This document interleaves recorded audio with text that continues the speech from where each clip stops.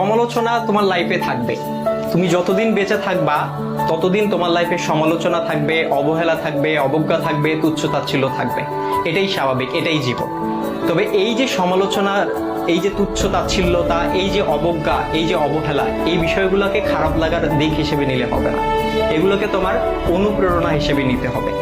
কারণ তুমি যখন এগুলোকে অনুপ্রেরণা হিসেবে নিবা, তখন এটা তোমার মধ্যে একটা জেদ তৈরি করবে। আর যেই জেদটা তোমাকে কঠোর পরিশ্রম করতে কি করবে ভাইয়া? অনুপ্রাণিত করবে। তোমার কঠোর পরিশ্রম করতে গিয়ে তোমার সব ধরনের ক্লান্তিগুলোকে দূর করে দিবে। আর যখন তুমি একবার কঠোর পরিশ্রম করতে শিখে যাবা, তখন স্যাক্রিফাইসের যে বিষয়টা, এই বিষয়টা তোমার মধ্যে অটো চলে আসবে। সুতরাং এই যে, আর সবকিছুর সাথে যদি বলো যে এই যে সমালোচনা, এই সমালোচনার পাশাপাশি জেদ, কঠোর পরিশ্রম, স্যাক্রিফাইস, আর এগুলোর সাথে যখন মেধার সংমিশ্রণ ঘটবে, তখনই তোমার স্বপ্নগুলো পূরণ হবে।